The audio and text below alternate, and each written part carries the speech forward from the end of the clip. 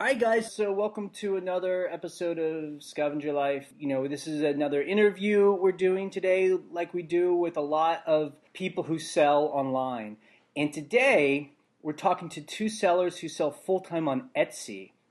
Now, I have to take some egg off its my face because, we've said many times over these years that we've been doing the podcast that you can't make a living on Etsy. We've said that again and again, and that's mainly been because of our own experience. When we started selling on eBay, we tried Etsy, and we just weren't getting any traction, so we've just dogged it since then. And so today, we're going to meet two people that will show evidence that you can do it. And we've been known to be wrong before, so I'm glad of that.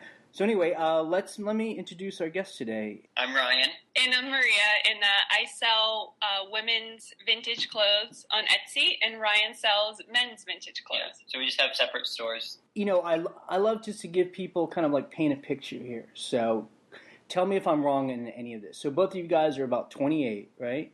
Mm-hmm. Yeah. And you guys started selling on eBay, but then jumped to Etsy. No, actually. We started with Amazon FBA. Wow. Yeah. And then we started with Etsy, and then we started doing some eBay, and we actually still do all three, but our main focus, like most of our time, is just spent doing Etsy. Got it. And you guys are mainly focusing on the 1990s style, it's clothing on Etsy. Is that right? Yeah, everything 90s. Yeah, everything 1990s forever. Exactly. and like you said, you guys run two separate stores on Etsy. One that just sells men's clothes, and then one just sells female clothes. Yeah, actually, we work together, but we have our separate businesses. So it's like my shop is, the women's shop, and Ryan's shop is the men's shop, basically. Okay, so let's kind of walk into this here when you guys are starting. So you guys are kind of coming from like a clothing retail industry, so you already had that kind of a knowledge base, right? Yeah, because I worked in retail for 8 years, mostly just on the inventory end. Yeah, and I worked, management, so for 6 years, and I just always knew everything that was going on, and what styles were in and what styles were out. And also, we both grew up around scavenging. Our parents are basically scavengers, and we grew up in high school, buying vintage thrifted clothes. So yeah, thrift store was like the only place I shopped in high school, so it's kind of what we've always been into. If you guys have heard the podcast, I'm obsessed by talking to a young people that do this, because it's a pretty big deal when you're young and you quit a job that could be a career and you do this full time. You're basically possibly putting a hole in your resume if you ever want to get back into whatever corporate job life. So, did you guys want to talk about that choice? Yeah, I guess I'll start because I was a district inventory manager for several years, and I was kind of just looking to get out of my first company, move to a different company at first. But I took a job at another company, and I was making less, so I was like, okay, how do I make some extra money? Let me try reselling. I'll try. I've always wanted to do an Etsy store. I opened an Etsy store and didn't really do much with it until Maria decided to open one, and then she kind of motivated me, and I was at my new job, and I was doing my Etsy full time because I got really into it right away. And honestly, I just every day I was going to my new job, and I just wasn't enjoying it. And half the time I was at that new job, I was on my phone working on my Etsy store, posting items on my phone. And, I would email myself photos and measurements before I went to work, so I can just post while I'm on my phone. And I got to a point where I was just I gotta get out of here. I can't be at this job anymore. I just want to do my Etsy. So when I felt comfortable enough, with my, financially, I knew I could make that step. I put in my 2 weeks. And then but at the same time, I kind of wanted to make some steady income. And the old retail company I worked for, they contract drivers out for delivery, and they needed a driver. So I went and bought a van. So I'm actually an independent contract delivery driver for a retail company as well. And I do that weekly. It kind of just gives me steady income, but I still just focus on my Etsy store as my main source of income. Yeah, and for me leaving, I was making, pretty good money, but my dream ever since I was little was just to have my own business. It's just something I've always wanted. And working retail, it really like drains your soul. Yeah. So, for 6 years straight, I've never spent the holidays with my family, and, Black Friday, you're at work at, midnight always. So I was just like, here I was like 27, and I was like basically worn down. And I was kind of just like desperately, I knew once I quit that I wanted my own business. So I just like desperately trying to figure out what to do for myself. So that's also when you work retail, you notice how much money the store is making. And some people don't care at all, because some people they just want a job. But you notice, like, wow, they're making so much money. Like, if you just have your own business, you can control how much money you make. And to me, that was always the most important thing. Okay, so you guys have opened up a big can of worms. Got a lot of its questions here. So number one is, did you guys, because you guys are partners, or did you guys have like a conversation, like sat down at a table and said, okay, how are we going to do this? Did one of you go first and quit, and the other one kind of kept things afloat? Like, how'd that work? I guess it kind of worked just in the way. Well, it started with Maria has always had her career goals and like what she wanted to do, and I think just us being together kind of coincidentally coincided with each other, with me like wanting to leave and doing this extra money thing, like making extra money, and we would just like talk about it, like what can we, when we started like getting traction on it and like getting like sales were coming in, like what can we turn this into? So I think that's really what got it started. That immediately it started being a little successful, so we would just talk about like, okay, let's keep doing this. At the time, we weren't living together, and then I quit my job, and I was doing the delivery, so we're fine, because we're still, like, pretty separate financially. Like, we haven't really combined besides paying rent and, like, our utilities, we're, like, pretty separate. Even now, or back then, separate? Back then, but, like, I mean, now we live together, and the only, like, things that we share financially, like, is having to pay our rent and having to pay our utility bills, but that's also kind of why we have separate stores. We like having our own money. Yeah. Yep. So we just use like that, and but yeah, I think we weren't really too worried about keeping things afloat because of that, and we really made sure that before we left our jobs, that we were like financially stable. Like we made sure we saved up for it. We really planned things out, talked it through, really just made sure that we were on the same page, and just before we took that like big step. But I went first, and then she stuck with her job and for a little longer. Not really for any reason, really, other than I guess just waiting till she was ready to make that step. And so the two of you, was that a scary prospect, or was it totally exciting and thrilling? Well, Ryan went on and got another like part-time job, but for me, I just had savings. When it just felt like the right time to quit, I was just like really emotionally drained from the like retail. I decided on the day and I quit, and at the time that I quit, I had significant savings to like cover my bills, but at the time my Etsy store was making $400 a month. So I just like jumped in. Yeah, mine was a little more easier. It was a little weird because at first, like when I quit and I was just like completely self-employed, it's like I do have this delivery job, but I'm completely like an independent contractor, so I'm still self-employed. But it's just, I think that's the one thing that's kept me from getting like too nervous about like the month-to-month bills and stuff, because I always did have that money come in weekly is what I get paid for that. But yeah, it was exciting. The first few months were hard. It was kind of scary every once in a while, but I mean, like after the first 6 months, things really stabilized after being fully self-employed, and we're just really enjoying it now. It just keeps getting better and better. Yeah. Now, did you guys know we love to talk about is numbers? Like, how much were you needing to make in your stores to cover your expenses? Once you quit those jobs. It was kind of a weird situation because I was getting out of a lease that I still had to pay for like 3 months, but we live in somewhere where living like rent is not as expensive as like a major city like New York. So basically our rent is like around $1,200. So we split that. So we need $600, and then our little bills, maybe a couple $200 for utilities, and that's basically it. So yeah, I'd say usually what we would try to make, I mean, 2,000 each is usually what we would average on the low end to like cover everything and be just fine. But now I think our monthly average is around 3,500 each. Yep. and it more than covers like what we need. I don't think there's any really got into it, and just building our inventories. Wait, so $3,500 income, not expenses. I think my expenses per month are very low. Like my expenses are, I would say $900 a month, including rent. Wow.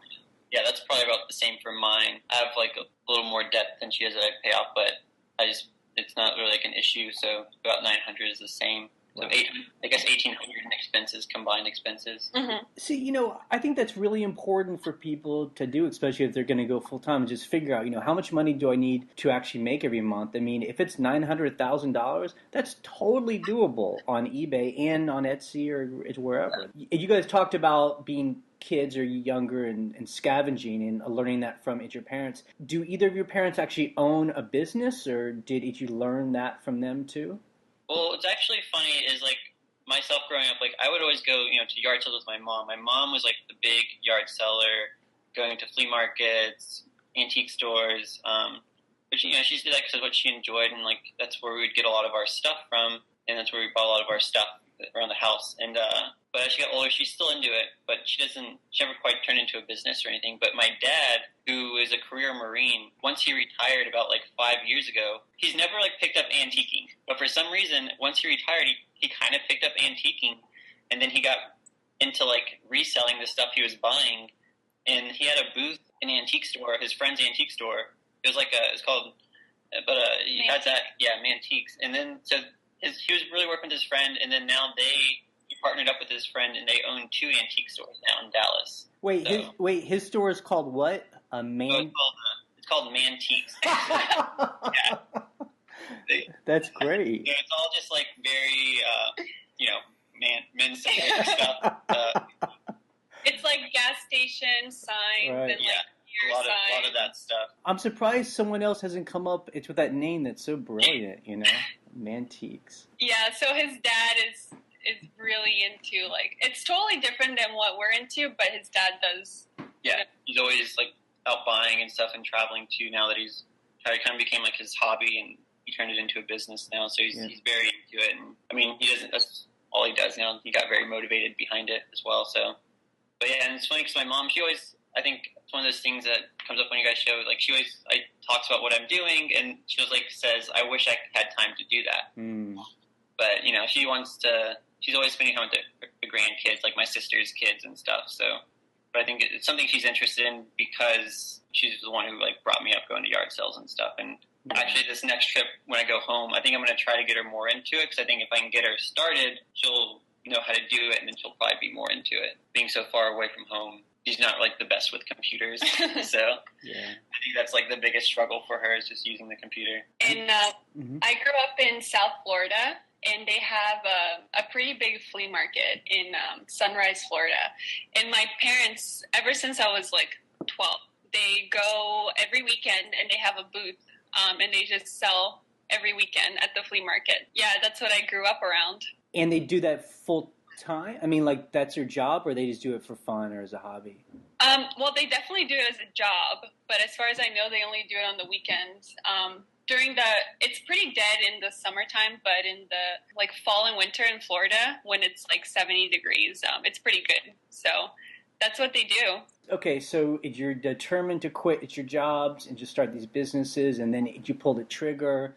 It sounds like you have parents that were probably go for it. How about friends? Were your friends what are you doing? Or well, I think actually, even my dad does the antique stores now. When I first was going, he just had a booth, and I think both of our families were kind of what are you guys doing? Mm-hmm. And our friends didn't quite know either. They're like, oh, where are you going to work next? I'm like, I'm actually not going to work, so I'm going to be working for myself. And I think they're kind of, even our friends still they don't know what we do. Yeah, they don't quite get it. They're so it's still working out pretty well? And I'm like, yeah, it's going great. But I think they're slowly our friends, they kind of see what we're doing, and they see how we're traveling and how we're living, and they're interested. It's piquing their interest, because we frequently get oh, I've been thinking about opening up an Etsy store, or I have an idea for this Etsy store. But I feel I don't know if it's an age thing, but this is why we listen to you guys so much, because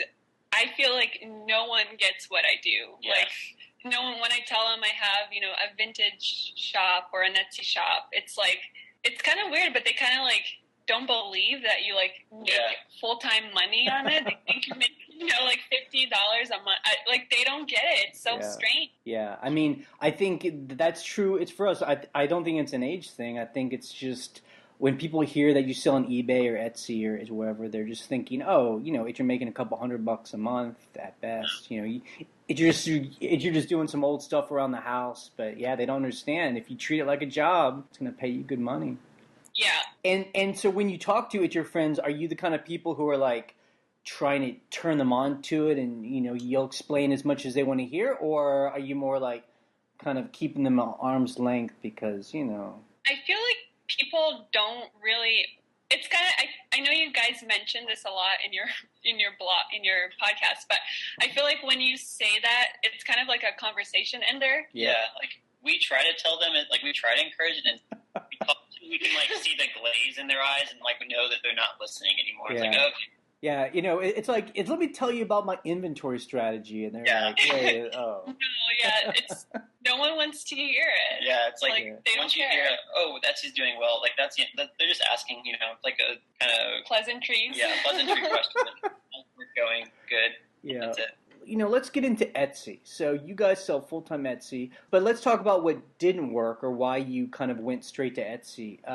What was your experience on eBay and on Amazon FBA? Like, why didn't those really fit with what you're into? Well, with Amazon FBA, like we're still doing it, but I guess we just didn't enjoy it as much. Like it wasn't as fun buying for it because what we sell on there are board games. Like we find enough brand new board games in like thrift stores to where we can put together, shipments and send them in. And I like searching for board games, and it's kind of fun to me, but it's just, I don't know, because like once it's gone, it's just like gone, and then you just get the money when it sells. The whole process, like, there's not a lot of enjoyment out of it for me. And then with eBay, I guess we couldn't quite figure out what to sell on eBay. It's kind of where all our random stuff goes. It maybe doesn't fit our shop, so we really try to build an aesthetic on our shop. The one thing I feel like is like I couldn't sell like a t-shirt on eBay for as much as I could sell it on Etsy. Like we could sell our clothes on Etsy for easily double the price of what we could possibly get on. Like we've sold things for on eBay. It's just, it's like, cause I'm a pretty big eBay buyer. Like even before I was reselling, like I would buy on eBay, but the thing is I buy on eBay to buy something really cheap. Like I go to eBay to get a good deal. And I don't shop on Etsy that much because it's just more expensive. Like I will find the same stuff, but it's just like people want double the price or more. So I shop for eBay to get a good deal, and they sell on Etsy to sell high. Yeah. Do you guys ever buy on eBay and then resell on Etsy? Actually, yeah, I did that for a little bit as an experiment. I would actually look for people with like really bad photos who had something that I could tell was cool, and they'd be selling it for really cheap, but I just couldn't find enough. And it was really like the shipping cost of like buying on eBay that would cut into what I could resell it for. So I didn't do that for too long, but I found a few things on there that I was able to resell on Etsy for a lot more. Yeah, people talk about that, about even buying on eBay and putting it back up on eBay for more. And we've tried that some, but it's just not as much fun. And that too. I really enjoy just getting out there and going through everything in the thrift stores and finding that like one item or like. But I think we're also like you guys, where we like to buy stuff cheap.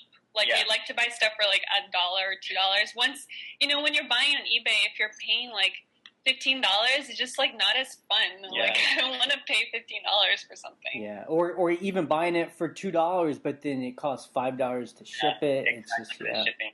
Yeah. Yeah, it's just not as fun, but it was a little thing I tried out, and it just we didn't enjoy it as much. So then, so tell us, assume a lot of us sell on eBay and don't sell on Etsy, or don't do well on Etsy.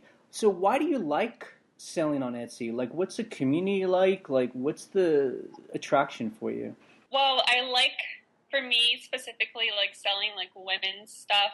I like that I can get more money for what I sell. And I feel like, if you have like a good photo with good styling, you can get what you ask for. But I feel like on eBay, that doesn't really matter as much. I don't feel like the community on Etsy, I feel like they're more like, I don't think that there is like a community among sellers. Yeah, not really.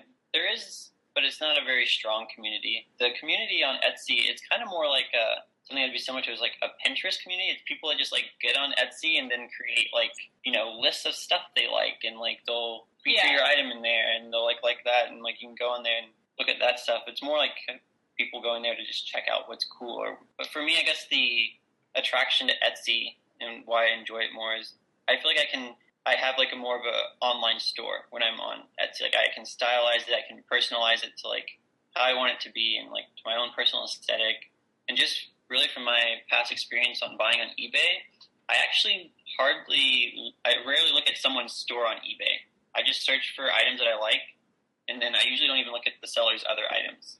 I mean, real quick, that right there is like, if anyone takes anything away from this podcast, that right there is exactly it. I mean, on eBay, that's why our store is just like a general store. It's got everything, because we know that people aren't really searching our store. They're just doing search terms and something pops up. But like when I look at your stores on Etsy, there's all male clothes, all female clothes, and it definitely is stylized. It's almost like, I'm buying from you personally. I guess that's one thing. I mean, do you find people are buying multiple things from you or coming back after a month? Yeah, like definitely. I think my store more. I guess it's not even mixed. I have like women who buy on there, but I'll buy like it's not. People will buy 5 to 10 items from my store in one sale. Yeah, it's crazy because it surprises me every time still. Because I'm like, I think the biggest sale I had was like someone bought like 11 things from my store. And I was just like, what? I was like, kept scrolling down my phone, like, when does this list end? But it was like, cool. But yeah, like people, that's the aesthetic I like. Like we try to build like that personal aesthetic. Like this is our style. This is our store.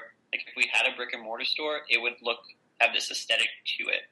And we feel like Etsy kind of caters to that, and people go there for that, and they buy multiple items. And we do get, I would say, a high percentage of return customers. Yeah, we definitely get some return customers, and I think kind of what helps is, we always put like a note in our order, and we always put like, a 15% off coupon or 20%, and mostly I think the reason we do that is not to it's to get a return customer, but 90% of the people don't use the coupon code. Like they just, for whatever reason, they don't use it. So we just put in there as like a nice nicety, and then they use it, cool, because they'll come back. But if they don't, like, oh well, like no big deal. But yeah, I always think it's funny because Ryan will always get sales that it's like constant, like so many items on his sales, like 5 items, like 4 items. Wow. It's really So is it like a guy or a girl's coming and buying in like a whole outfit? Yeah, sometimes it'll be like, they'll buy like some jeans, and a lot of times it's like multiple t-shirts, like multiple flannel t-shirts. They'll buy like t-shirt, sweatshirt, jacket. Usually, mostly I do tops.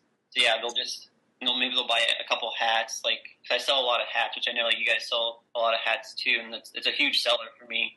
People will just add that onto their like, I guess, outfit. Like they'll buy. Yeah. Definitely, the multiple sales is really. It's really good for us. And I think it's something that Etsy kind of has over eBay because you don't have that store.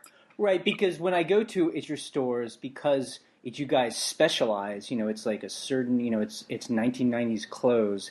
It definitely feels more like I'm in a catalog, like I'm in a J. Crew catalog or something, and you're going through and I don't mean that in a bad way, but that's just the experience where you're like buying something out of like one thing rather than like our store. It'd be like going into a junk shop or something where you're like, it's just got a lot of interesting things, but there's no real theme, Mm-hmm. Yeah, I think that's kind of what people like. We like to build that online retail experience for people, but like as buyers ourselves, like we love the junk store. Yeah, like we like looking for stuff, and that's why I mostly shop on eBay. Like I buy a lot of clothes on eBay.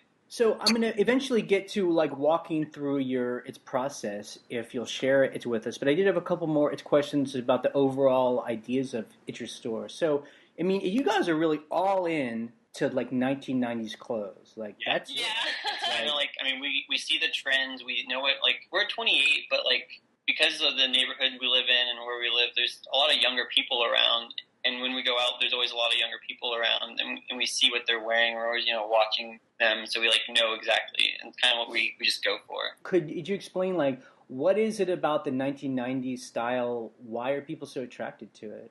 It's weird. Like I honestly I kind of don't get it. Like I am into it, but it just seems like because fashion always comes back around. Like the 1990s, I think there was even like an article on about how the 1990s came back faster than any other era in fashion, and it's just like hitting hard. And I think with the music that younger kids are into now, like they're really picking up on that as well, and just things going on that way. I don't know. Yeah, I feel like it just ended. But yeah, us growing up, like, actually in the 90s as, like, kids and teenagers, we just kind of, because we, like, did that, like, we get it. So it's like, oh, I know what you want. Like, let me go find this and, like, sell you, like, the 90s. So, like, I have a younger sister who is just, like, just graduated high school. So he, like, wants to buy, like, some of my stuff. Like, she wants some of the stuff I'm selling. I'm like, okay, let me show you what's, like, what you, like, look for. Like, she's like, what's cool? Like, what do I get? Like, I want, like, this style. I'm like, all right, let me find you some stuff. Okay. But it's funny because she didn't like grow, like she was too young in the 90s to really like know what was cool. Mm-hmm. But like now she just she asked me. So can one of you maybe explain like what is the 1990s style for those people that don't quite It's a lot of like Looney Tunes. Like when they had the T-shirts over like all the like sports Looney Tunes T-shirts. It'd be like Tommy Hilfiger, like big, but like Tommy Hilfiger with its like the big logo on the jacket or sweater. It's like 90s hip hop kind of is like really influencing the whole style of like color block where like the sleeves are different colors than like the main shirt. It's like anything that was worn in the movie Clueless. Yeah, or just like watch an episode of The Fresh Prince, whatever the Fresh Prince, like Will Smith was wearing in Fresh Prince. Fluorescent colors, Or the neon colors, like just like watch like 90s movies, like grunge, even like the grunge style is still like it's very in for like the 90s. Flannels, like beat up like Levi's, Doc Marten like boots, like all that stuff. Just it's still very relevant. But yeah, like a lot of 90s sportswear, which is just kind of like it's just really like it's big and bold patterns, I guess. Yeah, like cartoonish graphics. A lot of for women, it's like a lot of like denim, like what you think of like mom jeans, yep. But like vintage, like 1990s, like Calvin Klein jeans. Yeah, like stuff like that. Yeah, a lot of Calvin Klein jeans, like stuff like that. It's just, it's funny too, because my dad, we talk a lot about business and what we're selling, and when he tries to talk to me about clothes, like the vintage that he thinks is cool is like the 50s and 60s stuff. He's like, oh, this is really cool. I'm like, oh, I'm not really into that. And like, actually, he was in town recently, and we had a bunch of our like inventory out, and he picked it up, and he's like, "So this is what you guys sell?" And I was like, "Yeah." I was like, I tried to explain. I was like, "What you were wearing?" Because my dad was pretty young, like he was in his 20s in the 90s. I was like, "What you were wearing when in your 20s? That's what I want to sell." And it's like, I think like when I told him that, like he kind of got it. Yeah. Like he picked up this like color block pair of like green denim shorts that had like one side was striped green denim and the other side was solid green. And he was like, "Yep, that's it. Like that's what I'm selling." Yeah, I feel like my parents as well. Like my mom, her vintage is like, like 40s and 50s. And there's definitely people on Etsy that sell that stuff. It's just like not our style. And I try to explain to her, like, Mom, like you have your pictures, like, remember this picture of you in like the late 80s? Like that's what I want. And she still just doesn't get it. That's right. Remember when you had that perm? That's what we want, the perm days. Yeah, that's exactly.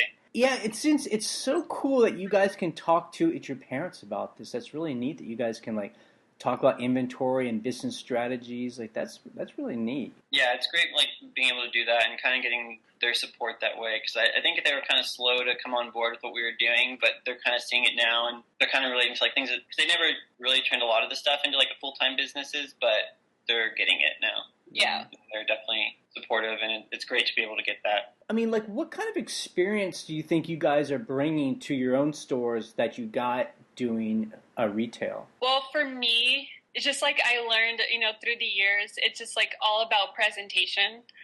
So when it became to like an online store, it's like the basics, like make sure your photo is really clear and make sure that especially for Etsy, like they want to see like the styling of the item. And for like a big retailer that has an online store, like the shoes that you wear with, whatever you're selling is important. I guess that's what I learned, just to make sure that your photos are really clear and like convey a specific styling that someone is looking for. Yeah, I mean, I was always on the inventory end of things, but I was still into the store, like the style that was in the store I was working at. And because I was always aware of it and I was into looking, I just wasn't I didn't want to be on the floor basically dealing with customers. So I like to be in the back. I like to be, that's the organization. Like I really handle a lot of our inventory end as far as organizing all our inventory and stuff of that and keeping things, in order so we can find it quickly. I'm able to come up with I think very logically. So I'm able to figure out okay, we have these space issues. How can I fix those? So that was always a big thing in my job, is dealing with space issues and basically utilizing our space as much as possible to have as much inventory in there in a small space or whatever, use our space wisely, things like that. So I think kind of what I brought for both of us. Something that you mentioned earlier about, being at these retail stores and seeing how much money they were making and why can't you get a bigger piece of that?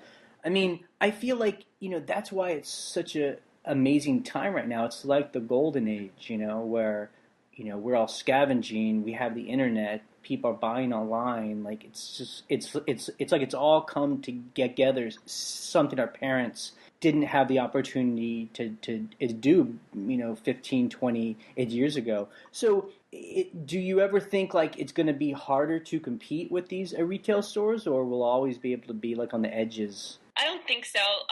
I've always, genuinely always interested in entrepreneurship and always read every book about it. So I feel there's always space for what we do, and I don't feel ever I'm competing with a big retailer, because first of all, I feel vintage boutiques will always exist, and it's always cooler to get, the jeans that are in, but that they're vintage. I feel that's always a little bit more special. Because people are looking for the authentic stuff rather than the fake authentic made in China, I guess. Yeah. The mass marketed. I mean, the way I used to shop is I never liked shopping at chain retailers. I specifically would shop at independent stores because I didn't want to be wearing the same T-shirt that 20 other guys are wearing when I'm out or something.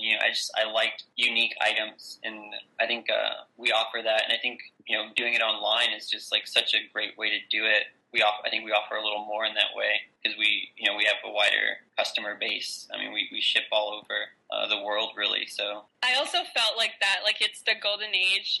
Anybody could start a business online. And when I was working at my job, I was kind of itching, I don't want to miss this wave, And then 5 years goes by, and I never got into it myself. And then I'm forever chained to working for someone else.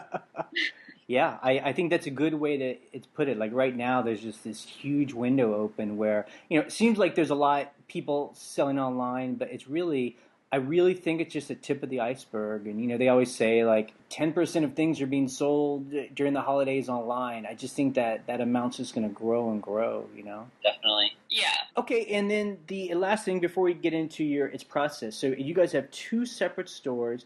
I mean, is that just an identity for its buyer, or do you guys actually run the stores separately, or are you helping each other out? I think we mostly do run them separately. I think it's because we started separate stores because when we first started, we hadn't been dating that long, so we didn't want to start something and really, we wanted to invest in this. We wanted to put a lot into this. It's not we both oh well, we're probably not going to end up together for very long, so let's start a store together.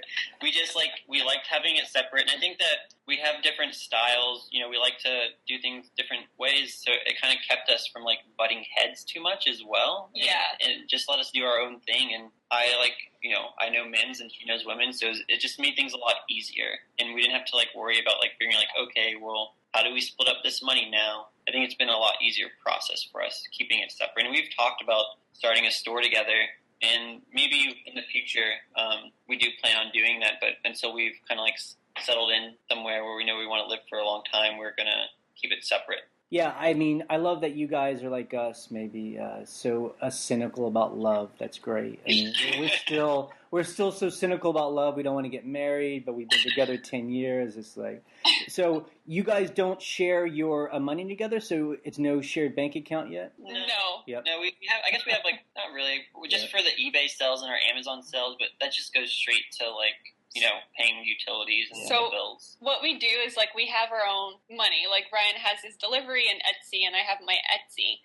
And we have our eBay and Amazon. And what we do is we use our eBay and Amazon money to cover our utilities. Wow. Yeah, and then invest back into like traveling funds or for upcoming things that we have planned for our Etsy stores or even like the Amazon eBay stores. That's smart. Yeah, I think in this modern world, getting married isn't it? It's about when you actually share bank accounts. That's when it becomes real. Yeah. Like it's all a tax thing at that point, Let's get into your process.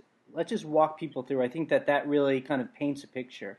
Can you guys explain how you buy inventory? Like how many times a week? I mean, what's that process like? For buying, we mostly just do thrift stores. Like we stick to thrift stores because that's where we get the cheapest stuff.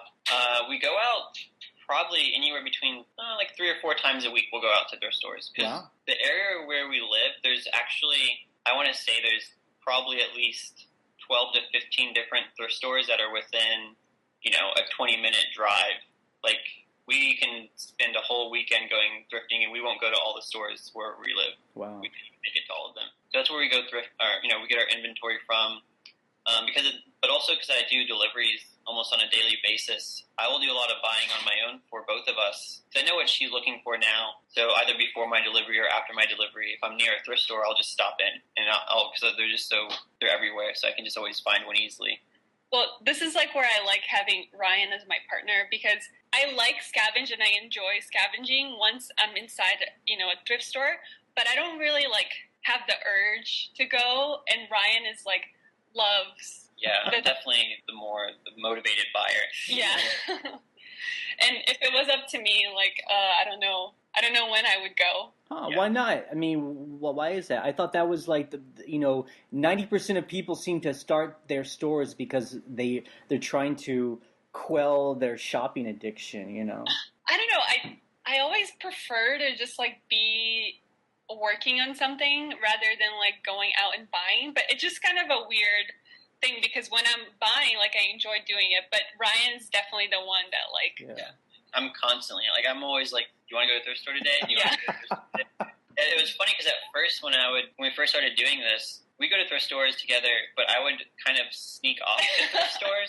And I'd delivery, and she's like, "Oh, are you done with your delivery yet?" And she'd text me, and I was like, "Oh yeah," and she's like, "Oh, where are you at?" And like thrift store, or I would just not tell her, and I'd come home with several bags from the thrift store.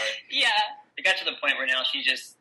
She expects me to probably go to a thrift store when I go out for delivery. Well, the funny thing is once we started buying so much also, it, like, totally curbed any shopping. Yeah, we don't really buy for ourselves too often. Yeah, like zero shopping interest anymore. Yeah, definitely curbed that. Mm-hmm. Yeah, that sounds like me a little bit. Back in 2008 when they were doing the census, or was it 2010, I had like a temporary job for about 3 months. They paid me to drive around to pick up little ballots and stuff, and so I would do this great like 300 miles every day, and it was I had a lot of freedom, so I would just stop at thrift stores every single day. So by the end of the day, I would come home with bags of women's shoes, and like Ryan would be like, "What are you doing?" But yeah, definitely. It's just fun. Like I loved like searching out a new thrift store and come back to Maria and like. I just found this great thrift store. I'll take you there like tomorrow. Right. It doesn't have a sign. No one knows about it. I love it. Yeah. Okay, so you guys are in these thrift stores. Are you again keeping it really separate, where one person buys only their stuff and the other person buys their stuff? Basically, so what happens is like we go inside a thrift store and then we go to our side. So Ryan goes to the men's side, I go to the women's side. And depending on like who finishes first, usually I finish first. And I go and I help Ryan look through the t-shirts because the t-shirts are always like, pain to look through. And then once we finish combing through the whole store, we get together in a corner. And this is really important because this is where like each other helps, a lot. We get together in a corner and we show each other everything. Yep. And like we'll point out like, is this cool or is this like lame? And then it's like, no, that's leave that. Like that's stupid. Or does it cost too much? Is it too much to pay for this? And then it helps too because like a lot of times like she'll spot like a hole or a stain or like, oh, this is torn. Like, okay, I didn't see that.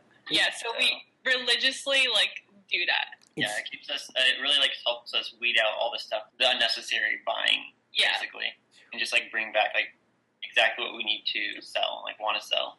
It's so funny. It just seems like these kind of things just happen by a natural thing because we're the same way, and we'll be like, "Is this tacky or is this cool tacky?" Yeah, exactly. It's like, is this like cool, like lame? Is it like kind of lame, but it's kind of. Yeah, actually that works. I like it. Like, you have to, like, stare at it for a second, and it's like, get that. Like, it's cool, lame. But there are definitely some things where I'm like, you're not going to get this. Like, just let me buy it. Right. Like, you don't get this at all. Yeah, there's, like, some things, too, with men, like, I feel like, all right, so maybe it's, like, a sports T-shirt, something from the 90s, like, in that way. I'm like, this is, I think it was actually yesterday. Yeah.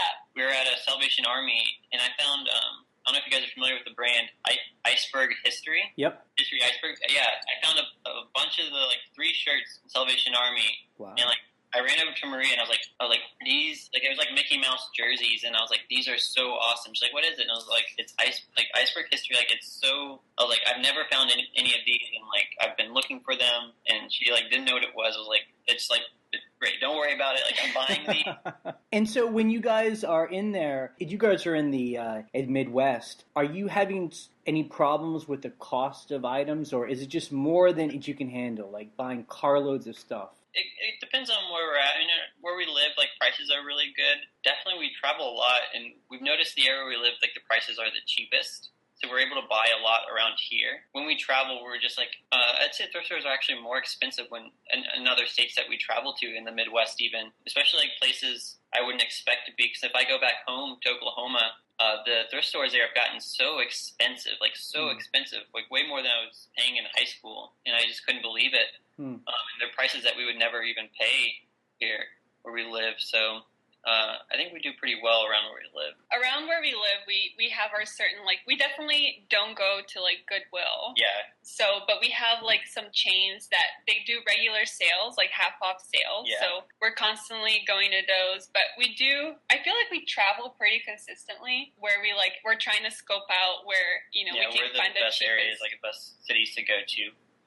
Like, we were just in Detroit, and Detroit has a chain that has some really good prices and stuff. Just like, I was surprised at places like Oklahoma, like I said, and Florida was kind of expensive for us too. Yeah. I mean, when, people come on our blog and they'll, talk about how they can't find anything and things are too expensive, and, and maybe there are parts of the country that are like that, but, I mean, we're the same way where we'll travel. I mean, how far are you guys willing to go to find new spots? Like, we'll go 300 miles sometimes because it's not just, work. It's a lot of fun, too. You're on a road trip, that kind of thing. Yeah, definitely. I mean, we'll travel, like, we like to travel as often as we can for work because basically every trip we take now is a work trip. So, I mean, anywhere really. Like, we just went up to Detroit. We traveled to New Orleans.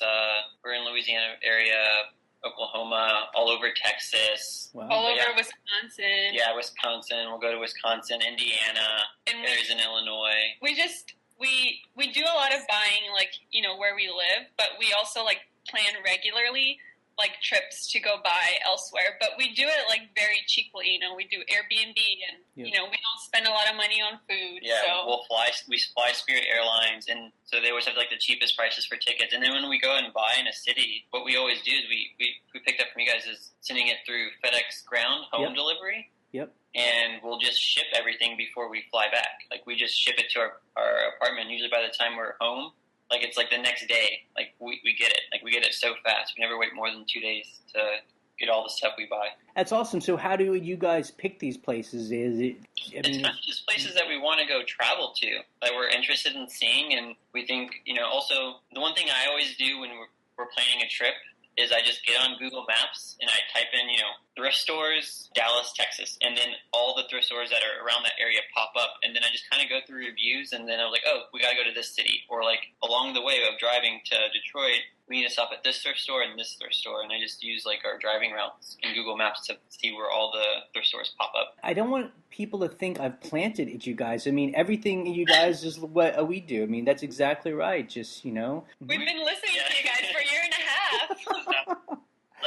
Like I said, you guys mostly do eBay, but we listen to you, and then we just figure out how do we apply this to what we do. Yeah. Like we're always thinking, what's our new idea? Like Maria's always coming up with new ideas for us, and then we'll talk about them and figure out how we can do it. Yeah, I mean, we talk about eBay a lot, but I always try and remind people it's really just selling online. Yeah. And we always say, too, eBay is just a stupid big corporation. Maybe one day they'll blow up or get bought out or who knows. I mean, but people will always buy online, and we can sell anywhere. It's just, you just pick a medium and go there. Yeah, same. We definitely have our frustrations with Etsy, Like, I think it's kind of crazy on Etsy that you can't call anyone if you have a problem. Like, there's no phone number to call. Wow, really? Okay, well, hang on. Hold that thought. So we talked about buying inventory. So did you guys go buy all the stuff you bring back? I mean, when did you guys go out and buy? Is it like buying a bag each? Is it like a carload? Like how much normally? Yeah, Ryan has a van, so we always fill up the van. Yeah, I have a cargo van that I use for my deliveries, and wow. Yeah, or we get a rental car. The rental car will be full. That's the only way to do it, all in. All right, so you guys bring all this stuff home, bring it into your, I guess, apartments. Yeah. And so what's the process of, okay, there are these piles now. What do you do with it? How do you put them online? Well, basically our process is, we live together now, and we just have it all in our apartment, and we go through it all, and we take everything to wash. We wash all of our clothes at a laundromat. Really? Yeah, which we mostly do because we really don't. Cause they do a lot of our clothes do have the thrift store smell to them when we buy them. And because we model all of our clothes and we try to stylize them. Sometimes with our own clothes, we like the clean feel of the clothes when we're doing 40 t-shirts or trying on jeans. It's just so we wash everything first, and then after we get it home from the laundry, then we set up a day to do a photo shoot for the day, and I'll help Maria with all her photos, and she'll have a pile of stuff, and then I'll do pick up 40 items, and she'll take a bunch of photos of me, and we'll do the same. So real quick, so I think that's interesting that people should understand. So you guys model your own clothes, which we do too, and I was telling you guys offline that we did that because when we started doing clothes, I hated the idea of a mannequin. Number one is I think they look creepy, and number two, I found that it was more a work to put on a t-shirt or whatever. It was so much easier to put it on our own body. Definitely. It's gone so much faster because we're actually, it's funny because when we first started, we were like, no, that's not I think it was more because we were uncomfortable taking a photo of ourselves. Yep. So we would just put it on a hanger, hang it on the wall, and just take a photo with our iPhone. So that's what we started out with, and then we just happened to let's try it out. Let's take a model a few things on our store, and it just turns out that things sell better. People like to see it on. Every once in a while, someone will come by and pick up some stuff that they ordered on Etsy instead of having it delivered. And that had this last person oh, we're exactly the same size. I'll buy from you more because I know whatever you're wearing, that's how it'll look on me. Yep. Honestly, for me, we tried, the hanger, we tried taking photos of items on the floor, and it's just if you just put the clothes on, it just goes so much faster, and that's the only thing that is important to me. It's just it's fast.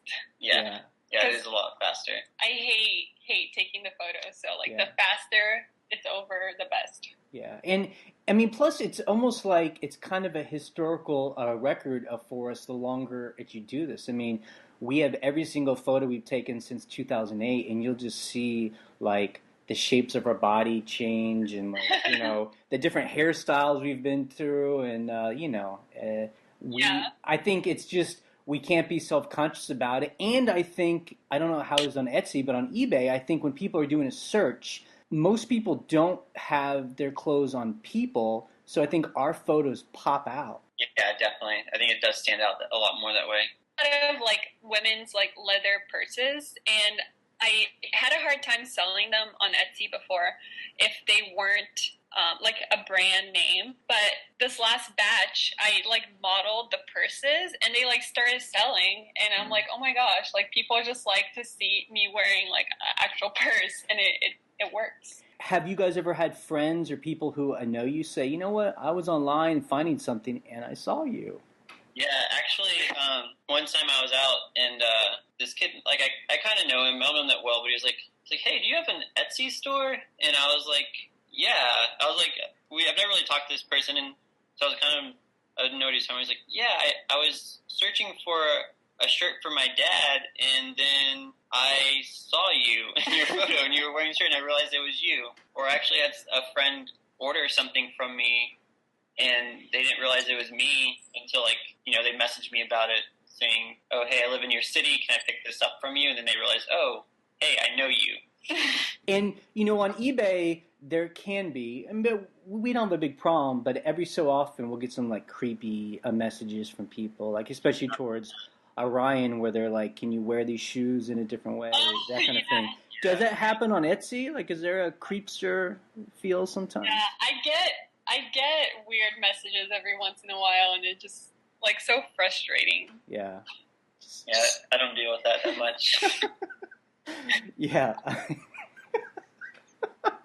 I just laugh, yeah, because it's just so weird that interaction sometimes. So you're taking photos. Do you guys try and do 20 items at a time? Is it 50 items? Like when you're taking photos, how big are the piles? I think really it's just whatever we're feeling like doing, honestly. I mean, like, some days I'm like, I don't like doing photos, but I want to post some stuff. So, like, I'm just going to pick 7 items that I really want up in my store right away. So I'll pick those. But we'll do, like, maybe 10, maybe 20. It's just really whatever the other one's feeling. Because I might, like, I would do maybe, like, 20, and then Maria's like, I'm just going to do, like, these 10. Or something like that. It's all about how we feel that day. Try to make sure we have, like, a consistent pile ready to post. Right. I mean, so how many times a week are you taking photos? At least like 2 times a week, sometimes 3. If we run out of stuff to post, and it's like, all right, we need to take photos like now. Yeah. But I mean, I guess I'm just trying to picture, you know, if you're bringing home carloads of stuff, it would feel like you guys would have like piles of death everywhere if you're not. I mean, it doesn't sound like that many photos are being taken. So out of 7 days, well, sometimes not just 10 photos, but sometimes Ryan, I have to take like 40 photos, 40 items. I'll do a lot. He'll do like 40 items. So like 40 items, that like wipes out like a good chunk. Yeah. Then maybe later in the week I'll do another 20. So I'd say, I guess on average, each of us will do, 60 to 80 maybe? Yeah. I was being a little... 60 to 80 items a week. You're definitely underestimating. Yeah. Yeah, I mean, I think, too, people forget how much work it's doing, because I don't know about you guys, but it's for us a lot of times it's pretty enjoyable and it goes pretty quick. So we forget that you can get through a lot of stuff in a pretty short amount of time. Yeah. I think we definitely... I mean, it sounded like we don't do a lot of it, but like we're always taking photos. Yeah. I'll walk us through here. So if you have all these photos, what kind of camera do you use? How do you get on the computer? How do you list? Where do you do the measurements? At what point? Walk us through that. Well, I'm the one that like is consciously like always like wanting to upgrade stuff. So right now we're shooting with a Canon, like a really basic Canon point and shoot called the SX170. Yep. That's what we use, and we just bought some lighting from eBay. But I just bought a new camera that I'm waiting for it to come in the mail. So I got the Canon Rebel. Yep. So I decided to use that. We just upload it into like our photos into our computer, and we basically like measure as we list. So like we'll get a shirt, measure it, and like list it.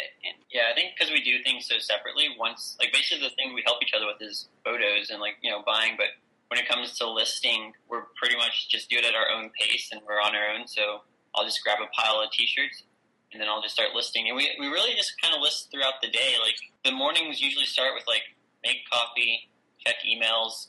Like this morning I just went and grabbed like 5 t-shirts, and then I just posted them, and then I did some other stuff, like I organized some stuff, and then I'm probably gonna like grab another like I'm posting like 10 more T-shirts later today, so I'll just do that later. But yeah, we just kind of do it at our own pace and kind of let our days go as they things come up and we've got to pack orders. So are you guys kind of competing at all against each other? Is there like an unspoken competition, or is it? I think at first it was a lot more competitive, maybe more on my end because I'm kind of a competitive person. But I think it kind of like subsided a little bit. Yeah, now what does suck is our stores are separate, but we're constantly telling each other about our sales. So like. If one person is having like a really good run for like 3 days, like, oh my God, you're killing it, and the other person is like not, it kind of always feels like a little sad. Like there was definitely like, I think one day I had like 11 sales and I was like over $500 for the day, and Maria had like maybe like just a couple sales, and I was like, at one point I didn't want to tell her that I got another sale, and I was just like, oh. And like later that night, I was like, "Hey, I got a couple more sales." She's like, "Great, that's good." You always feel like a loser if you're not doing well that day. Oh, sorry. Does Etsy does it have the noise that eBay makes when an item sells, like on your phone, a cha-ching sound? They'll make the cha-ching. Yeah. Best noise ever. Yeah. Seriously. Okay, so you guys are listing throughout the week. Are you guys using your phones or the computer? Computer, yeah. I used to list more on my phone, but that was because I had like another job and I just wanted to do my Etsy. So I use the phone as like convenience, so I can do it at work. But now like we just use the computer for sure. It's just so much faster. It's easier for us. The general pattern is like we'll take photos of 20 to 30 items, and then we'll take the next day to list everything, and then like it's like that's the pattern. Yeah, it's just the cycle. It's like our days are never like really the same. It's just like the weeks are the same, but the days differ from what we do because we just kind of go with what's going on. Like maybe we just got a lot of orders the previous night, so like we got to spend a lot of time packing. And when I look at your stores, one of you has like 300 items, right? And one of them has about 500. Is that correct? Yeah, I have 460. Mm-hmm. And I have 380 right now. Right. So yeah, it was the other way around. And then I had like 2 really good weeks that kind of just like I couldn't keep up. I couldn't post fast enough, basically. Like I used to have 450, and then he like went way up, and I just couldn't post fast enough, and I got like busy with some other things. So I'm kind of like working my way back up again. And I feel like it's that way a lot. Like it goes back and forth. Yeah. But because like Ryan will list say 10 items in a day, but if he'll get like if he has a good day where he sells 11 items, basically it was just like wiped out. Yeah. Just like I keep having to start at square one a lot because I'll like have a good day of posting, and it's like, oh crap, I just had a good. It's like great, I had a good day of sales, but now I'm back to where I was. It's like inventory wise. Right. Well, I mean, it sounds like did you guys experience this? And once you put in all that work up front, and got 200-300 items, then you kind of create that pipeline, right? Where then you can have a couple of weeks where you're involved in other projects, but the money's still coming in, right? Yeah, definitely. I mean, because the time when I was kind of not being able to post that much, I was getting really good sales. So like it wasn't like a big deal because it was really good. Like it felt great. Like it was a good thing to have. Also, so people know, when I look at the pictures that you guys have on your stores, I mean, they're really beautiful. I mean, you guys, it's kind of amazing that you guys do this in an apartment because there's like a whole kind of a white photo backdrop. It's really nice and nice lighting. I mean, it really does look like a magazine, Yeah, I think we were really fortunate because when we decided to move in together, we looked for an apartment. We knew we wanted a 2-bedroom apartment so we can have an inventory room, but we also found an apartment that had like a sunroom like next to the living room, and that the sunroom is basically that's just our full-time studio. So we have like there's a closet in there where we keep stuff that we're gonna take photos of, and then we have our backdrop like up 24/7. The lighting's all set up constantly, so it's just we have like a little. It's like it's not big, but it's just big enough for us to take photos in. And so the lighting I see, is that just all a natural light, or is that? Sometimes it's natural lighting. It depends basically on the lighting of the day. If it's kind of a darker day, we'll set up our lighting kit that we have, but yeah, I think it's just a mix. I would say. I love hearing that because I always tell people, like, people might have a room in their house where if they take pictures during the day, like, the lighting's going to be good. It's just, I try and tell people, like, get out of the basement. I mean, it's a great place to store stuff, but Yeah, it's really important, the lighting. Okay, so you guys have put stuff up. It's listed. So how do you store this stuff in a two-bedroom apartment? I mean, that's you guys have what, about 800 items up, 900 items Definitely, online. plus like the stuff that we have from like eBay. But I mean, we obviously we share one room and we have one entire bedroom. I kind of set up our inventory room just because that's where I specialize in, and I just I built wire shelving along every wall. I utilize plastic bins for like jackets that aren't easy to fold down, but we have everything folded down. I feel like that was kind of like my place to shine, because Maria's always like coming with like, oh, we should use this as a backdrop. Let's do this idea. I was like, when it came to the inventory, I was like, all right, I got this. That's Like, right. let me show you how I do it. And I'm just like, I guess, more organized. So yeah, we just are able to use an entire bedroom just for an inventory room. How do you keep things organized? Like, how do you, because, if it's clothes, it's not hanging up, it's all folded. Like, how do you know where the clothes are? Well, basically, I just utilized kind of what I did in retail stores, which was in the back stock room. We have, she has her side of, like one side of the room, and I have my side of the room. And then we have everything folded down. Like, this is where all the T-shirts are folded down on these shelves. It's all folded down by style and grouped by style. So we're able to find things pretty easily that way. And keep things more organized. And, the bins will just have, like, all right, all my denim jackets are in these two bins. All my nylon jackets or heavier jackets are in these bins. That's mostly the way we're able to keep things organized by style. Everything is folded very, very neatly, yeah. basically. Do you guys ever have any problems trying, finding an item? I do, because I'm the disorganized one. So I'll finish something and I'll just throw it like haphazardly somewhere, and then I have to ask Ryan, like, can you please help me find this? But Ryan never, it just I'm getting in my own way, basically. Yeah. Okay, so everything's stored. I mean, and your unlisted inventory, are you guys really keeping up that well, or does it ever kind of start? Actually, I wasn't at first, because I do find a lot more men's stuff than Maria finds women, and it got to a point where I had to really and because I got so into buying, I had to kind of put myself in check. I'm like, all right, I went through my entire inventory and was like, am I going to post this, or is it just going to sit around? Because I do kind of I'll pick stuff to post because I like it more, I guess I play favorites in a way with the stuff I buy and how fast it gets posted. And then once I did that, and I was just a lot better about buying and really do I just want this because I think it's cool for this minute, or I want it because I want it to be in my store? That got better, and we just got more in the groove of buying, laundry, photos, posting, and get it through and get it back into get in the inventory room, and we're keeping up with it pretty well.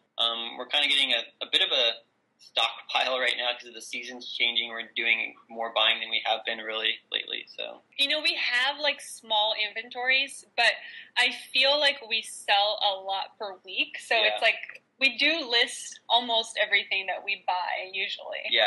Yeah. That's really awesome. That's a big plus in your corner. So in your house, you said that there's a front room where you're always taking photos, and then there's one room where there's stuff. Can people come over? Is it that kind of apartment, or is it no one comes over? We definitely have to clean up if people are coming over, because we have the front room, and then we have a long apartment basically. Yeah, and it's sectioned off into a sunroom, a living room, another room, and then another room which is our work room. So. And there's stuff in every single room. So yeah, when people come over, we just have to organize everything. We might move some stuff to the inventory room to get it out so people can have places to sit. You were mentioning in the email that you guys were approached by a thrift shop in Brooklyn who are now buying wholesale from you. Is that one way to kind of get rid of inventory? Yeah, actually, I feel like it brought on more inventory, because the way they approached us is that they approached Maria to see we really like your denim shorts. Would you sell any wholesale to us? So we started that way, and then we every once in a while we'll sell some of our own inventory in an order, but mostly now we'll just buy specifically for that store, so we have extra inventory. But this person, this store buys so regularly from us that like once we buy it, we show them all the stuff they have, they pick it out, we launder it, and it's gone usually within 2 weeks. Like we never hold their inventory for more than like 2 weeks, sometimes usually less than that. Yeah. And that kind of seems like a dream for, I mean, people hearing this, they'd be like, God, I would love to have a place that would just buy in bulk for me. Do you just mail out a big box and they're okay with that, or do they ask for pictures? No, what we do is like depends, because if it's like denim shorts, like they know what it looks like and we just tell them the size range. But we have like specific things that we sell them, like t-shirts and dresses. So what we do is we do like a quick snap, like one photo. And I put together like a photo story really quickly, like just put everything and number everything. And what this person does is like they pick everything they want. Usually they pick like 80% of the stuff we send them. And then we just pick that out and we put that in a box and ship it to them. So I think they really like it, because when I started Etsy, I kind of freaked out a little bit because I was worried that I wouldn't have enough inventory. And when I contacted like wholesalers, because I looked into that, they were so difficult to talk to, and their sites were always difficult to navigate. Their sites are terrible. So we kind of like provide like a wholesale service where you get to still pick out what you want. You can pick out what you want. Also, the bigger ones online, they don't wash anything. They tell you like it's not going to be ready to wear. It might have stains and holes on it. Right. And you don't know what you're going to get. So I think that's kind of how we were able to specialize in that, is that we give a photo story. You can pick what you want, and then it's quality control, right? Where they know you're not going to send them stuff that have big holes in it. Yeah, and then a lot of times the online places, they have really high minimums. Yeah, you have to like buy like a minimum of $750 worth of stuff, and then their shipping prices start at $50, and then they're like, this will possibly go up. And what we've learned from doing the wholesale shipping is like they have to be making so much on their shipping costs, because we'll ship like 50, 60 pounds of clothing for $30, and it's like if theirs starts at 50, like it just doesn't make sense. Yeah, it's their quote unquote handling charge. They have to pay their shippers. Exactly. So yeah, I mean, we looked into that, or I'm always looking in for different ways to scavenge I bought a surplus. It's before online, and I looked into clothes, and it was like I had to buy a pallet at a time, or like 300 pairs of shoes, and they're like, there could be holes and stains. It's like, what's the use of that? It's like, it's ridiculous. Yeah, so we stumbled upon this like third business, which we're really excited about, and we want to build on it. We definitely want to build on it, because like we talked about before this came along, like what do we want to turn our Etsy stores into eventually? And we talked, I think our long-term goal is to become maybe like a vintage wholesaler. Yeah. Because the money is really good. It comes a lot faster, and you get a lot more profit out of it than like, sitting on your inventory and waiting to sell that, $45 t-shirt or whatever. All right. Hang on right there, mister. Let's talk about this. So I think you said that this one person's paying you guys, about $1,000, $1,500 a month. Is that right? Yeah. And so how many items does that turn into? Like, how much is she paying or he paying per item versus what you could make on Etsy?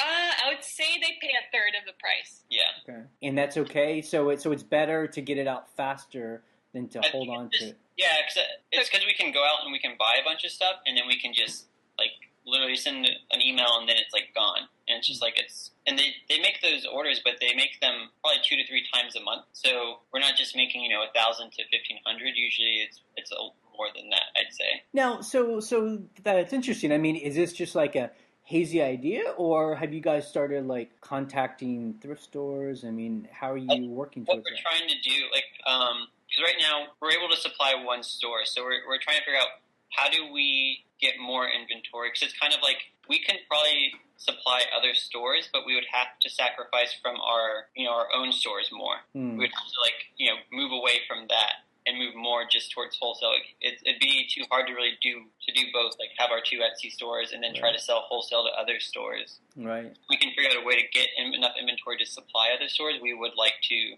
contact other stores that we see would be interested in, sell similar stuff to we do. We're having a problem finding enough inventory. Yeah, like we can do one store, no problem, and they make, 2 to 3 orders a month, and we can supply them. More than that is we're trying to figure out how do we amp it up.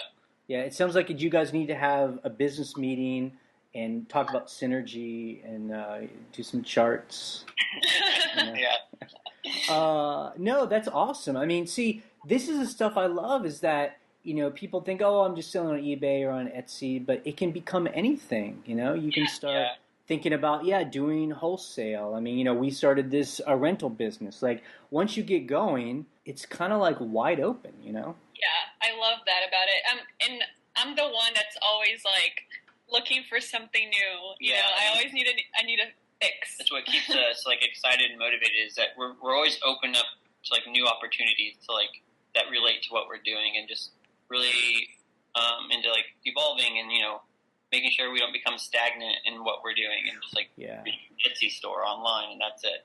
I mean, one reason why we even do this podcast and, talk to people like you guys is just, I mean, our biggest fear is just burning out or just starting to get bored or hating this, I mean, that's our biggest nightmare because you know what? I can never go back to it's working for somebody else. So it's just better work, this better keep being interesting.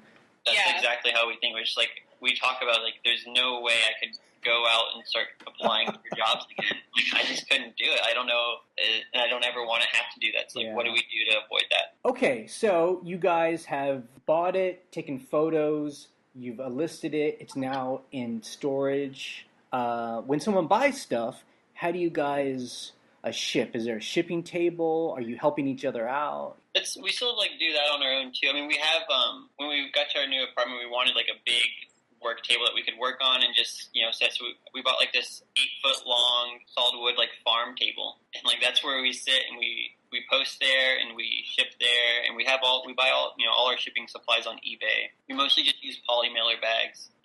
We print out all of our own shipping labels and we kind of just same thing. If we have a lot of orders in the morning, it's like, all right, let's take care of these orders. And we try to ship out everything within, 24 to 48 hours of someone buying something. Yeah. Do you guys have them come and pick it up from you, the post office, or are you going to the post office? They don't offer that where we live, unfortunately. So we drop it off. Basically every other day we're dropping off orders. So how much time do you guys actually spend shipping stuff? I mean, that could be a significant amount of work. Say about 2 hours every day? Yeah. It could be up to 2 hours. And you guys will ship anywhere? Yeah. We definitely do anywhere because we just noticed that we're getting so many international sales that that's a big part of our business for sure. I mean, I think this week would have been one of the first times I think we might have sold more outside of America than inside. And, it's just, anyone that doesn't sell internationally, I think is crazy. Yeah, I don't think we could do this if we didn't sell internationally. All right. Okay, so you guys are shipping, so you've sent everything out. Everything goes out into the world. Now, how do you deal with customers? I mean, on Etsy, on eBay, it's just like constant. It's like this whole world of like dealing with customers and defects and returns. How does that work on Etsy? I guess that's definitely one of the things we like more with Etsy is, especially with my store, I deal a lot less with customers. I mean, it's no more than like someone asking for an extra photo, like a close up, or like what's the measurement on this? Do you think this will fit me? Like I'm this size, and it's so easy for me, and I don't get that many messages. It's more if the more messages I get are like, hey, can I get a discount on international shipping? That's like the biggest thing I get. But yeah, mostly dealing with customers is pretty easy for me. I the same. Why I like Etsy versus eBay. I do get a lot of questions about like fit, but that's basically it. Yeah, and also the thing with Etsy, I think, because eBay relies so heavily on like the reviews that someone leaves you. Etsy's not that way at all. Like a lot of people don't leave reviews. It's not going to hinder our sales at all. So Etsy doesn't put you in the search higher or lower based on a reputation? No, according to like the forums from what I've seen, like it's not gonna change anything. But so I mean, obviously, if you go to a store and they have great reviews, like I think that'll encourage encourage someone to buy more, but it doesn't seem to affect anything as far as how you show up in the search engine or like where people are finding you. So I think that's definitely one of the benefits that we like. It just helps us deal with customers. It's not really an issue.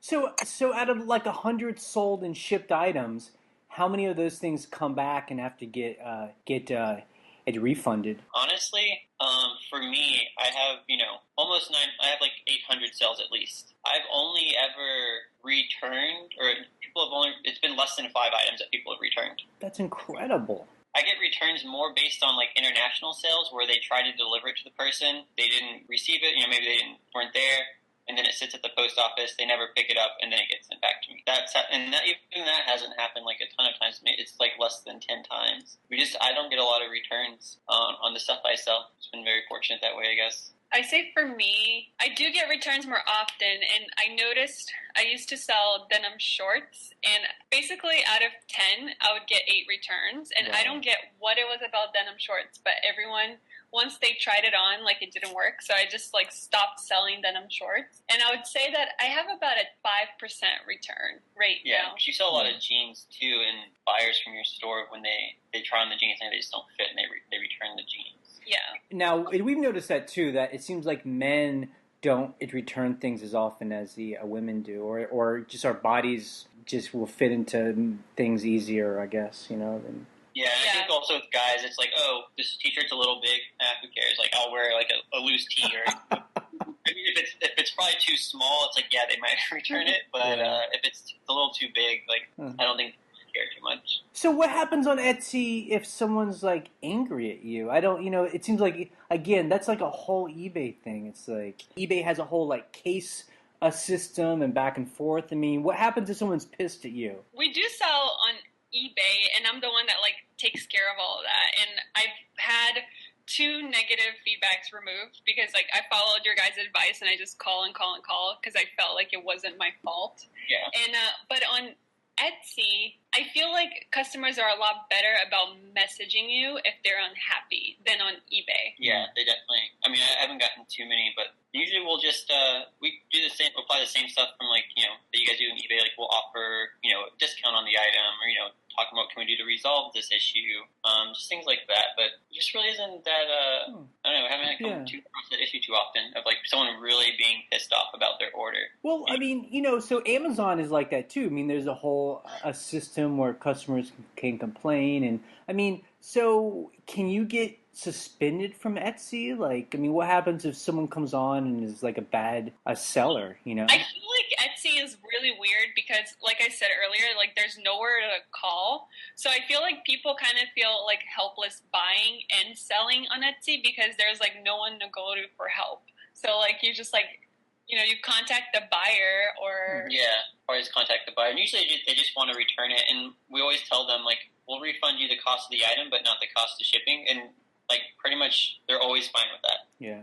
People are always okay with that, and it's like, all right, cool. I mean, see, I think that might be interesting. Maybe eBay and Amazon too, like they make more problems than they need to because they've made this whole infrastructure of complaints and all that. And maybe if you just took that away, it'd be more like Craigslist where people just kind of deal with it and I don't know. Yeah, definitely. So let's talk about real quick like tools on Etsy. I mean, one thing I've always complained about is, I can't research sold items, and prices. That is kind of frustrating. I think what we've kind of just done is just our prices are kind of arbitrary from what we sell, and we kind of just go with what we see other people are selling, what they're selling it for. But as far as looking at sold items, it's there's nothing. Yeah, it's kind of... The tools are limited on Etsy for sure, as far as like researching stuff. Because even you go look at something at someone else's shop, because I'll try to do that sometimes to maybe get some information on something I found. A lot of times people on Etsy, like they just put up like, cool Levi's denim shirt, and like that's it. And I'm like, that doesn't help me at all. Like that's like a lot of it too, so it's hard researching anything on there. We'll definitely go to eBay to research something. It's funny. We do go to eBay to research an item we're selling on Etsy. Yeah. And so did you say that did you get, people that come back and buy from you? Does Etsy do a good job and tell you that it's a person that's come back, or do you just see that a name and there's a return customer, there'll be like a green star next to their name, and then I can, then when I click on that, it'll say like order history, and I can look at what they've ordered in the past, and I'll remember the customer, like, oh, okay, cool. I mean, that right there is so huge. I can't believe eBay hasn't done that, Yeah, it's really cool. Great. It actually allows us to kind of develop some relationships with some of those customers, because each of us have like a couple like loyal customers that have bought a lot of stuff from our store, and with that, we'll give them like a bigger discount, or we'll throw in something free for them. You know what I mean? Because we can also look at, okay, they bought this stuff, and they've also favorited this stuff from our store, and if maybe like they favored like some really cheap T-shirt, like I'll throw that in there, because shipping T-shirts it costs nothing. So I think the other interesting thing too that they've done is they've finally started the calculated postage, right? So we haven't used that too much. We're still trying to figure it out. Actually, Etsy shipping it's expensive. Like they raised their prices recently. So a lot of times what we do for shipping on Etsy is we use PayPal Ship Now, and it's always cheaper. It's always cheaper. I mean, especially depends on U.S. ones, not always, but it's usually the same price. But for internationally, it's so much cheaper for international orders by like $3 a shipping label. So then, do you guys just have a single price and whatever goes? Yeah, just try to do the single price, and if it's more than $1 or $2, then we'll refund them the difference and just send them that way. But people mostly seem to be fine with the single price, because it surprises me actually, because I'll have a large order going to Australia. Like someone the other day ordered 5 items to Australia, and they paid X amount of dollars, and then their shipping was $55. And it's like, man, I can't imagine paying $55 for shipping. When I shipped it, it was I think $35. So I refunded them the difference. But they didn't even say anything about the $55 initially. Not that internationally just seemed fine with that for the most part. So on eBay, the fees are about 8% for eBay and then 3.5% for PayPal. So, about 12%. Well, why don't we say of our sales are paid in fees. How expensive is it on Etsy? I'm pretty sure it's 3.5%. And then there is the PayPal fee if they pay PayPal. And then the Etsy checkout, I think it's another, the 2.9%. And then I guess the other thing too, with even if you have a store on Etsy, you still have to pay a fee every time you list an item. Like there's no free listing. Yeah. So you pay 20 cents every item that you list. For 6 months, right? Is that how long? Yeah. And then you have to pay the 20 cents again to relist it. Mm-hmm. And now what kind of, our thing is like list it, forget it, it'll sell. The fees aren't that expensive. Is there a different strategy on Etsy? For the most part, we use that strategy, but I think because we've been doing this for about a year and we've been pretty successful at it. But there's just been times when we have certain goals where we want to save up money for and do something with. So we'll try to push out sales more, and we'll do a sale on something. But we try to really use the idea of list it and forget it, because we do like getting what we expect for the item. But we're open to offers, same thing as eBay.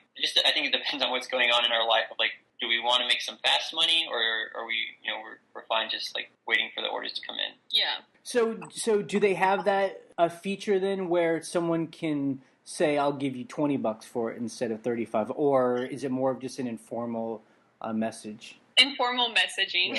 Yeah, just someone hey, I want to order 2 items. Can I get them for this price? Or they'll ask can I get a discount? Or depending on what it is, we'll give them a discount or something. We're pretty open to the offers. We're not standing firm on every single price that we set. One thing about eBay is you can get the big sale sometimes where you'll find a cool pair of it's Levi's jeans, the originals or something, and sell them for $300. Are you guys ever doing stuff like that, or is it mainly just bread and butter, $30, $40, $50? I feel like Ryan and my shop are a little bit different. I'm always trying to push my prices really high. So I've done, I think the most expensive things I've sold were $120 Levi's jeans actually in bags, specific bags. But I feel like my limit has been $120. And yeah, and for me, actually, when I was scavenging on eBay, I actually bought some jackets and then I sold them for $200. and those are like the highest priced things. But I think what's hard for us, because we do thrift and we don't find like vintage Levi's too often, or like that designer like whatever it might be, designer items that we can then turn around and sell for the $300. And we're always looking for it, of course. And usually if we do find it, the thrift store is like marked it up. Like they seem to know what they have, and they'll just mark it up like $100. And it's like, I'm not going to pay for that just to sell it. So even with like it's T-shirts, because very often I find sometimes you can find those cool T-shirts that people will pay big money for. Are you finding those? I definitely have done that. Like I'll definitely have like certain T-shirts I'll find. I think at the most I sell them for around $50. But I think more for me, because I sell more like graphic T-shirts than Maria does, and I'm always looking for them. But yeah, I definitely find those. But yeah, I think that's like the highest we'll run. I think our high price points really just run around $100 for items. Yeah. Okay, so why don't we really start to impress people? Because let's talk about its numbers, if you don't mind. You guys said that each of you would make about $4,000 a month. Is that right?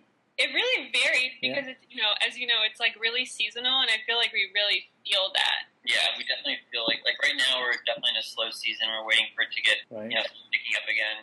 But yeah, average anywhere from 2.5 to like 4,000. Okay. Each. Yeah. Each. Okay. So I mean, this is what's interesting to me, though. So if each of your burn rate is $1,000, I mean, each of you could be making $1,000 to $3,000 extra in cash. Where does that go? I mean, are you spending it? Are you saving it? Are you paying loans off? I mean, for me, I'm paying some like credit card debt off. It definitely goes back into our business, but I think mostly we use it a lot. We use it to travel and kind of just save. We have some short-term goals that we're saving towards. Like right now, we're looking to move to like out of state, so we're really saving for that right now. Like this whole year has been about saving and reaching our savings goal to move. Cool. I guess that's like we're pretty good at saving. Yeah. Good. Yeah. Good. Yeah, I mean, because sometimes I talk to people that sell online, and they kind of see it as like it's funny money, so they go out to drink a little more, go out to eat a little more, buy things, and which is totally cool too. Just it's money. We're planning to move to Austin next year, so we're saving for that. Yeah. Wow, that's awesome. Yeah. We want to be able to just move and not moving's so expensive, and you never know what's going to happen. So we just want to be able to have enough money to move comfortably and not stress out about it. I mean, do you guys ever think it would be possible to buy a house? I mean, is that what you guys are thinking, or what's the... That's definitely our goal. I mean, Maria puts a lot more thought into that, and she's like planning it out already. I have an idea. So I love your Airbnb. I always look at the photos. It's amazing. So my idea is I want to buy, whenever we can, I want to buy a duplex and then Airbnb one of the sides. See, if you don't talk about it, it will never happen, Yeah. So you got to talk about it, do the numbers, all that stuff, We talk about the Airbnb plan pretty often, especially because we were talking about it before you guys started, and then we heard you guys with the Airbnb, like, oh wow, we got really into it once you guys were bringing it out more on the podcast, and we're like, yeah, this is what we wanted. This is it. This is our plan. This is what we're working towards. Yeah, definitely. I mean, in seeing the pictures and at your stores on Etsy, I really feel like you guys would be so perfect at it, because it's all about style and presentation. I mean, that's all it's about, And we blow people out of the water in our area because they just have unstyled places, Yeah.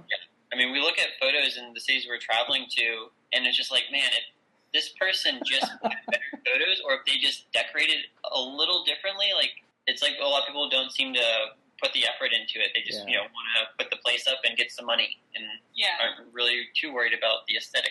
Yeah, they're dummies, big dummies. Okay, so we're almost done here. So taxes. I mean, if you guys have been doing this for a year, have you gone through a tax season yet? Yeah, and like again, we just listened to what you guys did, and we just use GoDaddy bookkeeping. So that's basically it. We did have we went to an accountant for a first meeting, just to kind of see get some information on stuff, and because it was free for the first one, so that was really helpful for us. And then we kind of just took what he told us, and then really looked into doing things on our own, using TaxSlayer as a program to do our taxes. And so, have you guys actually paid? I mean, have you been through a season yet and paid taxes, or it'll be the first time this year? Our businesses. Yeah, we're paying. We do the quarterly taxes. Right. Yeah, because it's all about expenses. That was a big thing for us because we'd always work for other people and they just take the taxes out, and you don't really think about it. Man, this is all about expenses. Travel, cost of goods sold, all that. Taxes aren't fun to talk about, so it's always a boring part. Okay, well, that's cool. And so then your goals are saving up and you're going to make a big move, and I mean, that's a big deal. Are you going to bring everything down or try and sell it all off and start over again? Inventory-wise, we're bringing everything down, and for our inventory room, all our supplies, but I think a lot of personal stuff is what we're looking to sell. Yeah, downsize, start over that way. So my last question is, and this is, I guess maybe you're helping me understand myself here. So, and I don't know where you are in your relationship, but when I'm with Orion, I can't tell where our love starts and where the business starts. I mean, where do you guys mix all that? Is it do you ever get tired of being around each other, or is it more exciting because you're around your best friend who you're doing what you love? I think it's a mix of it, because I think I can be a bit much for Maria to take sometimes when I'm constantly around. So it helps that I do my deliveries, because when I get if I'm just around in a house all day, I guess I just like to talk a lot and kind of put on a show to do something, I guess I just be a bit much, and she's just trying to work and focus, and I'm just trying to do who knows what. So it's something we have most of the time it's we're working with our best friend, person we love, and just really enjoying it. But then if we need, I think the biggest thing is we just communicate. We're all right, I need some space, and we'll just go out and we'll do something on our own. Yeah, but I definitely don't think I could do this business without Ryan. I couldn't imagine not doing it with Maria. We help each other through most things, and it's nice to have the person there who really understands what you're doing, and they understand what you're passionate about and the work that you're putting in. They're there to help you and support you, and just do what it takes to get you to reach your goals. And for me, one thing that Ryan helps me with is that I just constantly talk about the business, and sometimes he's okay, you're talking about this too much, I need a break. Yeah. I think I need to get us out more and take breaks and do something fun and recreational or whatever. Yeah. I have a person pointing at me right now because I'm always talking about the business too. So, that's definitely Maria. That's just definitely nonstop. me. She's I was reading this, or I was listening to this podcast, or I had this idea, and it's just here's another one. Stop talking about numbers. I don't want to hear it. Yeah. That's cool. And then I guess my last question is, I mean, you guys are successful and you're doing really well specializing. Do you talk about what happens when people don't want to buy 90s clothes? I mean, are you ready to just do something else? I mean... Yeah, I mean, we definitely feel our stores is a starting point, and I feel right now we're kind of in a weird situation because we're just trying to milk it so that we move. But I definitely, you guys, I'm looking for other streams of income. So once the 90s trend is over, we'll definitely see what else is hot. But I'm definitely, this is not my everything. I want to do Airbnb and use this money for something else. All right, guys. Well, thanks so much for talking to us today. This was a marathon conversation, but it's just because, man, there's a lot to talk about. And I will never say ever again from this point on that you can't make a living full-time on Etsy. So thanks for coming on, and, we'll see you online. Okay, bye. Bye.